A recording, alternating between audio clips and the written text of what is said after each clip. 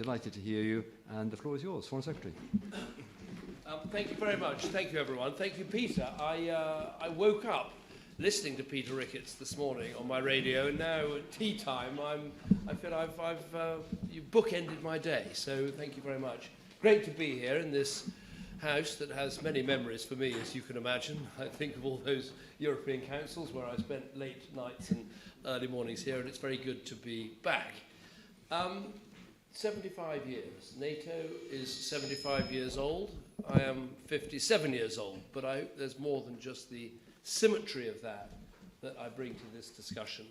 I feel I played my part in NATO's development. I'm very proud that I chaired that 2014 NATO conference in Cardiff, when I think at that stage only 3 countries met the 2% spending floor, not ceiling, floor, and now we're in a situation where over 20 countries out of the 32 meet that target, and NATO is incomparably stronger. And I always feel that NATO wasn't something I had to learn about or understand. I feel I grew up with it. I was born and brought up just between Greenham Common, where the cruise missiles were stationed, and Aldermaston, where our nuclear program was centred. The first country and countries I visited as an adult were the Soviet Union and Eastern Europe. So I never needed reminding or understanding of the vital importance of NATO in our national life.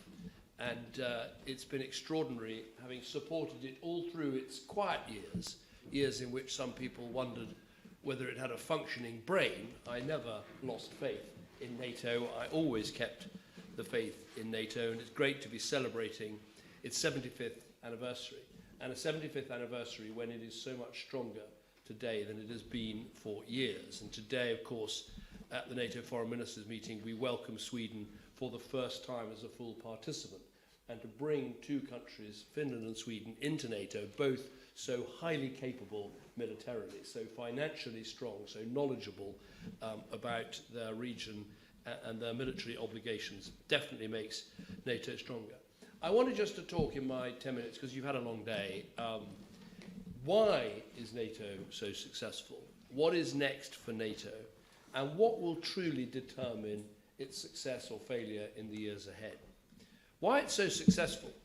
I think you have to go back to 1948, something Ernie Bevin said. He said when they founded NATO, decisions we take now will be vital to the future peace of the world. And that was absolutely prophetic and right.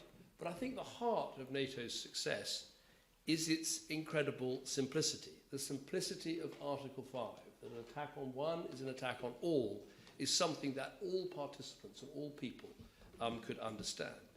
And of course, it was combined with that sense when it was founded of a clear and growing threat.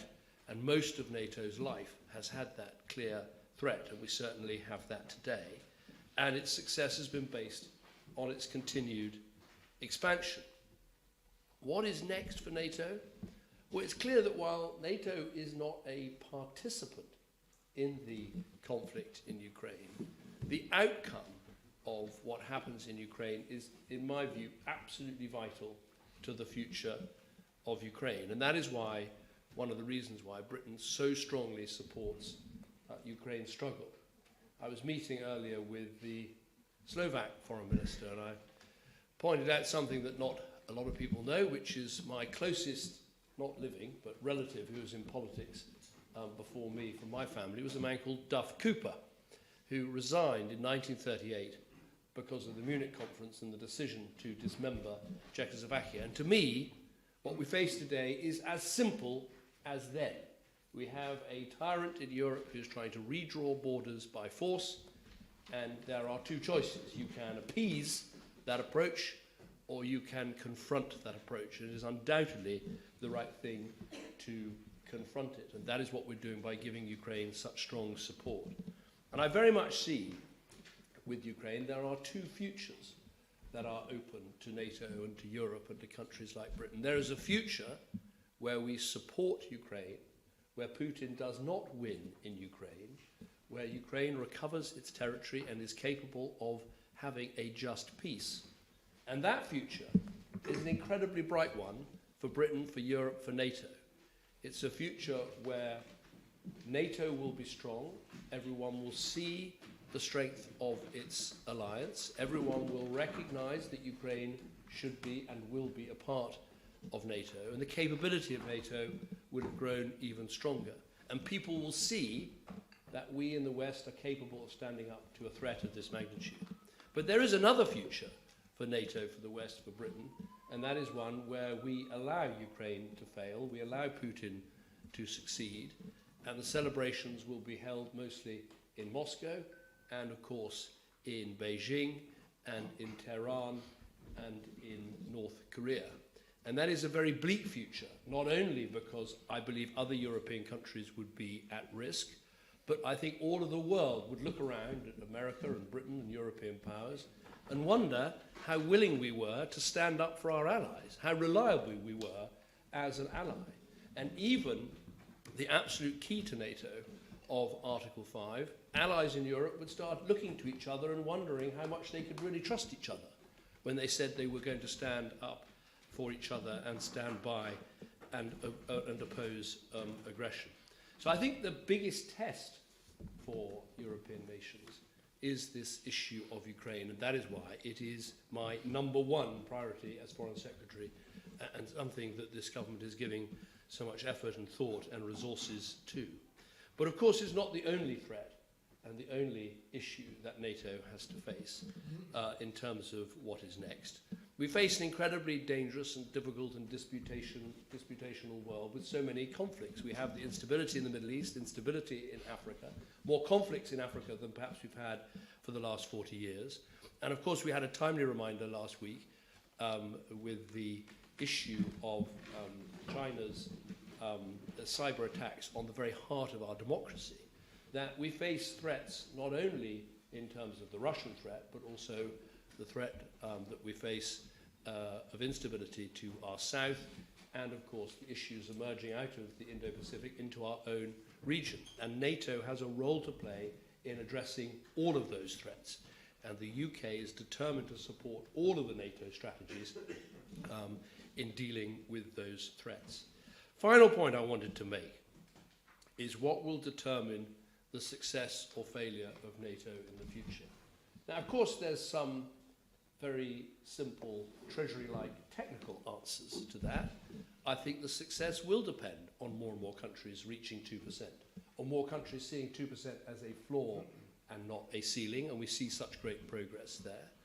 A large part of the answer will be how capable NATO is of modernising all our armed forces and making sure their compatibility, their interoperability. A lot of NATO's success will depend on when we make Ukraine a member, and what a capable member with such professional and capable armed forces as we have seen. But I would say the biggest determinant of success or failure goes back to what I said right at the start, which is that I grew up believing in NATO because it had a relevance to my life. If you came of age politically in the 1980s, you could see the importance of the solidarity that NATO brought. You could see the importance of the strong defence that kept Europe and Britain safe. But can we actually say that about future generations who haven't grown up with that knowledge but have grown up in a different situation? And I think we have to win the argument for NATO all over again with a new generation, a generation that can see, yes, look at the threat that Ukraine has faced from Russia. But I think we need to go back to a more foundational argument, which is this, that fundamentally the greatness of NATO is it allows countries to choose their own future. When I look at my colleagues from Latvia, Lithuania, Estonia, when I look at Radek Sikorski from Poland, when I look at people whose countries chose to join NATO after the fall of the Iron Curtain, NATO membership is really what gave them the ability to make a choice about the sort of country they would be and the sort of values they would follow. And I think that is an incredibly strong values-based argument that a younger generation can understand and see. I'll just give you one figure to back it up. When the Iron Curtain fell and Poland recovered its ability to govern itself effectively, its economy was 3 times the size of that of Belarus. Today, its economy is 10 times the size of Belarus. There's no reason, if you think about it, why Ukraine is many times poorer than Poland. Very similar countries, very similar parts of the world. And it's this ability that NATO gives to allow countries to choose to be democracies, to choose to have rights, to choose to have the rule of law, to choose to adopt an open market trading system and form those sorts of relations with other countries. That is the argument I think we need to make today. That is the argument that can help us win all over again the backing for NATO that it will need as we ask our publics to fund and to support defence budgets and NATO budgets, as we ask NATO to do more, not just in supporting what we're doing in Ukraine, but also supporting what we need to do in a more unstable and more unsafe world. So I feel more confident as a 57-year-old supporting a 75-year-old that I'm backing a winner. It's been a winner. It's been the most successful defensive alliance in the history of the world. And if we back it financially and back it in its expansion, but also back it with this values-based argument, there's no reason it won't have another 75 years of extraordinary success. Thank you very much.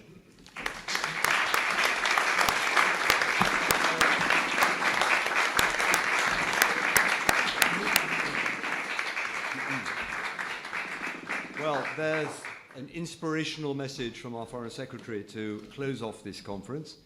Let me, while I've still got him, say a big thank you to David and to the entire team of UCDEL, Ingrid, Claire, and everyone who've made this possible, with the FCDO team in London. Also, RUSI staff, both from London and our small RUSI Europe office, beautifully positioned just around the corner from here, and I hope very much at the centre of the think tank world here. Let me put a quick plug in for another NATO-RUSI conference we're going to hold before the Washington summit, looking more at the history of NATO, why we are where we are now, further details to follow on that. And otherwise, once again, thank you to everybody for coming, and I'm glad we got the Foreign Secretary and got a real feel from the front line as to what's been going on. Thanks all very much indeed.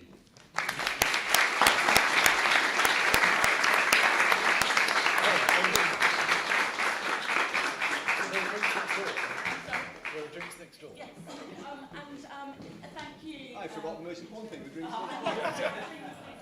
Please carry on the conversation. Probably not necessary.